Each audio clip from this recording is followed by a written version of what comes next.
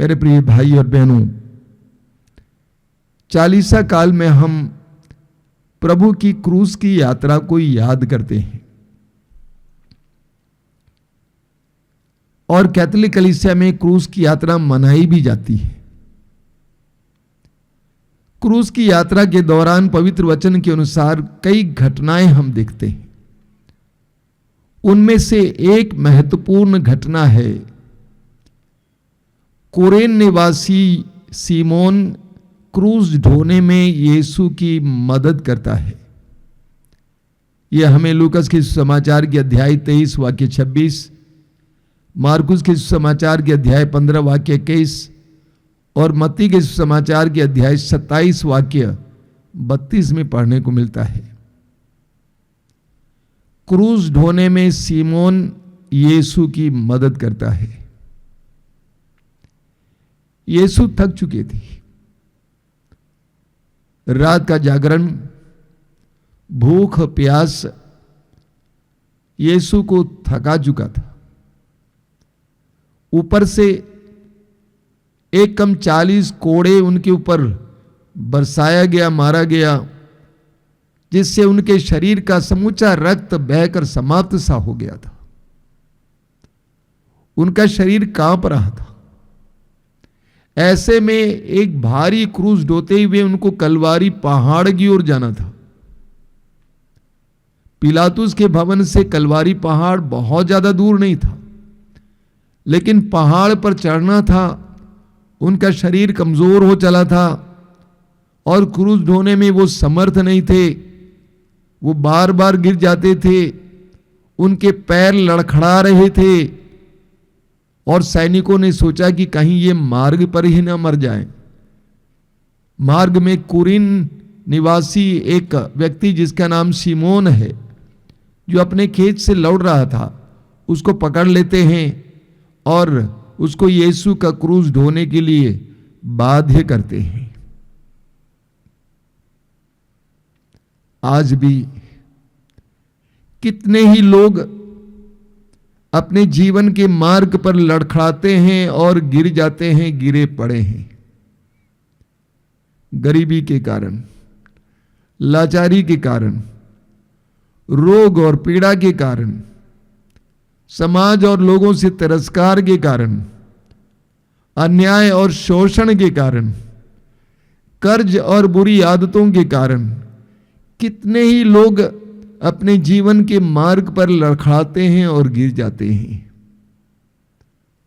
उन सबको सहारा देना, उन सब की मदद करना हमारा कर्तव्य है। उन सब में यीशु ही लड़खड़ा रहे हैं। मैं दोहराना चाहता हूं, उन सब में यीशु ही लड़खड़ा रहे हैं।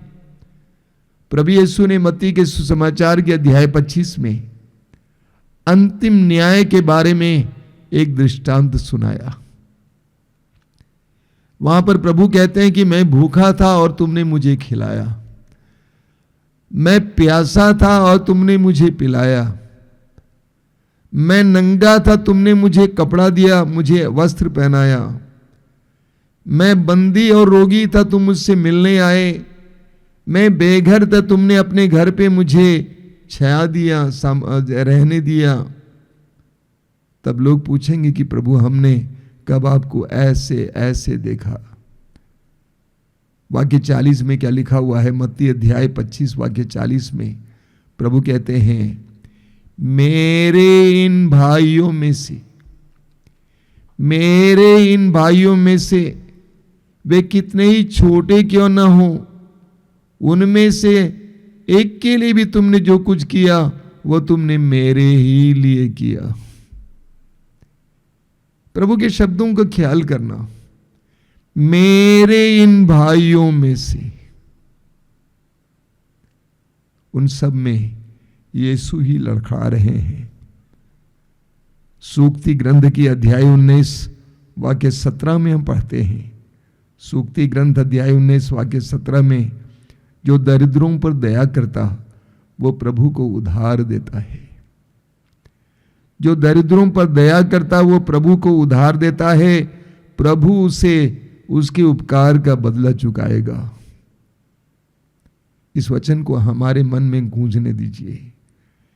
वचन कहता है, जो दरिद्रों पर दया करता वह प्रभु को उधार देता है। जो दरिद्रों पर दया करता वो प्रभु को उधार देता है, प्रभु से उसके उपकार का बदला चुकाएगा। यह हमारे मन में गूंजता रहे। लूकस के सुसमाचार के अध्याय 10 में प्रभु यीशु एक सुंदर दृष्टांत सुनाते हैं। एक शास्त्री यीशु के पास आया, उसने पूछा कि अनंत जीवन पाने के लिए मुझे क्या करना चाहिए। प्रभु ने पूछा कि संहिता में क्या लिखा। उसने कहा कि संहिता में लिखा है, तुम अपने प्रभु ईश्वर को अपने सारे हृदय से, सारी बुद्धि से, सारी आत्मा और सारी शक्ति से प्यार करो और अपने पड़ोसी को अपने समान प्यार करो। प्रभु ने कहा, तुमने सही कहा है। शास्त्री ने प्रभु से पूछा कि मेरा पड़ोसी कौन है। इसको समझाने के लिए लूकस के सुसमाचार के अध्याय 10 में हम पढ़ते हैं, प्रभु यीशु ने एक सुंदर दृष्टांत सुनाया। एक आदमी यरूशलेम से यरीको के लिए सफर कर रहा था। मार्ग में कुछ डाकुओं ने उसको पकड़ा, उसको मारा पीटा और उसके पास से कीमती चीजें ले ली और उसको अधमरा छोड़कर भागे। उस मार्ग से कुछ पुरोहित आए, कुछ लेवी आए, लेकिन उन्होंने कुछ नहीं किया। लेकिन वचन में लिखा हुआ है, एक समारी वहां से आया, एक समारी यात्री आया और उसे देखकर उसको तरस आया। समारी ने उसको देखकर उसके अंदर तरस आया और उसके पास गया। एक एक शब्द महत्वपूर्ण है, उसके पास गया। जब लोगों के पास जाते हैं तभी हमें लोगों के दर्द का एहसास होता है, दूर से पता नहीं चलता है। और उसने उसके घावों पर तेल और अंगूरी डालकर पट्टी बांधी। तब वो उससे अपनी ही सवारी पर बैठाकर एक सराय ले गया। उसने उसकी सेवा शुश्रूषा की। दूसरे दिन उसने 2 दिनार निकालकर मालिक को दे दिए और उससे कहा कि आप इसकी सेवा शुश्रूषा करें। यदि कुछ और खर्च हो जाए तो मैं लौटते समय आपको चुका दूंगा। प्रभु ने उस शास्त्री से पूछा, तुम्हारी क्या राय है? इनमें से कौन उस विपदा में पड़े इंसान के लिए पड़ोसी निकला? उसने कहा, वो समारी। प्रभु ने उससे क्या कहा? शास्त्री से क्या कहा? प्रभु ने कहा, तुम भी जाकर ऐसा ही किया करो। तुम भी जाकर ऐसा ही किया करो। हम स्तोत्र ग्रंथ में पढ़ते हैं, स्तोत्र 41 उसके वाक्य 2 में, हम स्तोत्र ग्रंथ में पढ़ते हैं, स्तोत्र 41 उसके वाक्य 2 में, धन्य है वह जो दरिद्र की सुध लेता है, विपत्ति के दिन प्रभु उसका उद्धार करता है। कितना सुंदर वचन है। प्रभु कहते हैं, धन्य है वो जो दरिद्र की सुधि लेता है, धन्य है वो जो दरिद्र की सुधि लेता है, विपत्ति के दिन प्रभु उसका उद्धार करता है। जो विपत्ति में, परेशानी में पड़े दरिद्र की सुधि लेता है, प्रभु उसके विपत्ति के दिनों में उसकी सुधि लेते हैं। लूकस के सुसमाचार के अध्याय 6 वाक्य 38 में प्रभु यीशु कहते हैं, जिस नाप से तुम नापोगे उसी नाप से तुम्हारे लिए भी नापा जाएगा। हम जिस नाप से दूसरों के लिए नापते हैं उसी नाप से प्रभु हमारे लिए भी नापते हैं। योहन के सुसमाचार के अध्याय 21 में हम पढ़ते हैं, प्रभु यीशु ने पेतरुस को कलीसिया का अगुवा नियुक्त करना चाहा। यह प्रभु यीशु के पुनरुत्थान के बाद की बात है। प्रभु ने शिष्यों को नाश्ता खिलाया। योहन का सुसमाचार अध्याय 21 वाक्य 15 से 17। प्रभु ने पेतरुस से सवाल किया, क्या तुम मुझे इन सब से ज्यादा प्यार करते हो? और पेतरुस ने कहा कि प्रभु आप जानते हैं कि मैं आपको प्यार करता हूं। तो प्रभु ने क्या कहा? मेरी भेड़ों को चराओ। अगर तुम मुझे प्यार करते हो पेतरुस, मेरी भेड़ों को चराओ। 3 बार प्रभु ने सवाल किया। 3 बार पेतरुस ने कहा कि प्रभु आप जानते हैं कि मैं आपको प्यार करता हूं। प्रभु ने इसी बात को दोहराया, मेरे मेमनों को खिलाओ, मेरी भेड़ों को चराओ। यानी प्रभु ने पेतरुस से कहा कि यदि तुम मुझे प्यार करते हो तो वो प्यार लोगों के प्रति दिखाओ। अगर तुम मुझे वास्तव में प्यार करते हो तो वो प्यार लोगों के प्रति दिखाओ। इस संसार में कितने ही लोग समाज से तिरस्कृत हैं, बहुत सारे लोग समाज से तिरस्कृत हैं, विशेष करके जो गरीब होते हैं, कमजोर होते हैं, लोग उनका तिरस्कार करते हैं। प्रवक्ता ग्रंथ के अध्याय 13 उसके वाक्य 25 और 29 में हम पढ़ते हैं। 25 में लिखा हुआ है, जब धनी ठोकर खाता तो उसके मित्र उसे संभालते हैं।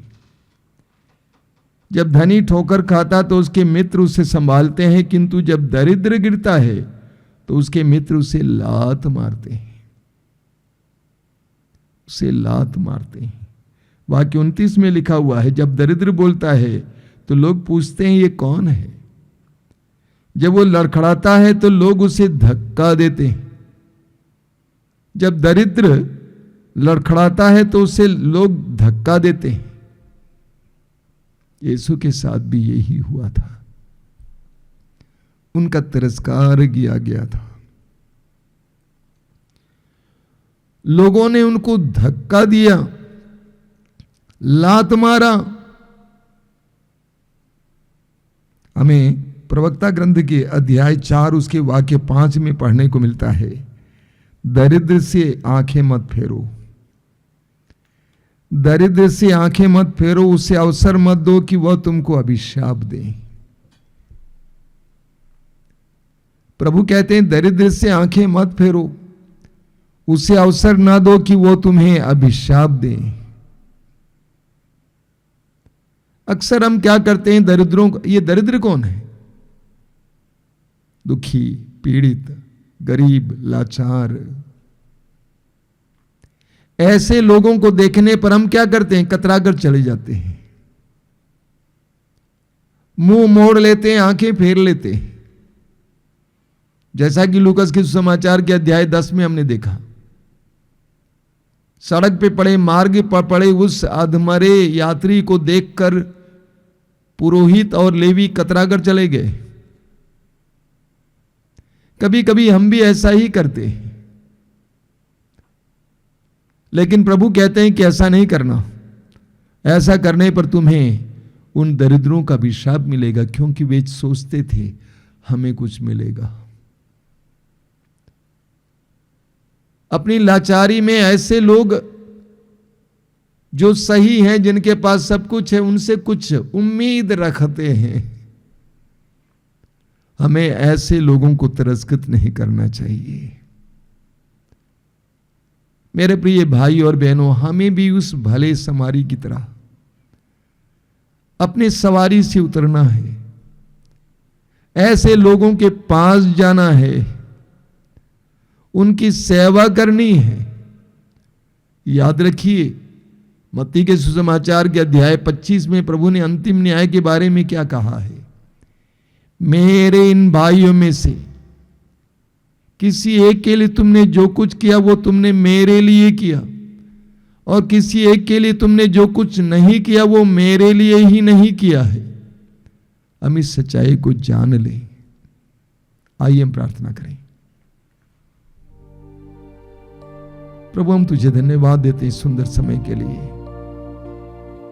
तेरे अनमोल वचनों के लिए धन्यवाद देते हैं।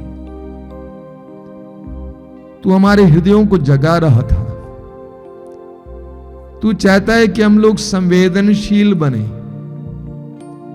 हम दूसरों के दर्द को महसूस कर सके, हमें जान सके कि जिस मजबूरी में वो व्यक्ति है, मैं भी उस मजबूरी में हो सकता हूं। प्रभु यीशु, तूने हमारे रोगों को और हमारे पापों के बोझ को अपने ऊपर उठा लिया। हमें भी दूसरों को दुख दर्द में पड़े हुए देखकर उनकी सहायता करने की कृपा दे। जिस तरह हालांकि मजबूरी में सिमोन ने तुझे क्रूस ढोने में मदद दी, हमें भी दूसरों के क्रूस ढोने में उनकी मदद करने की कृपा दीजिए। हमें संवेदनशील बना, हमारे अंदर एक सहानुभूति जगा। धन्यवाद प्रभु, धन्यवाद। तेरी स्तुति, तेरी आराधना, तेरी महिमा।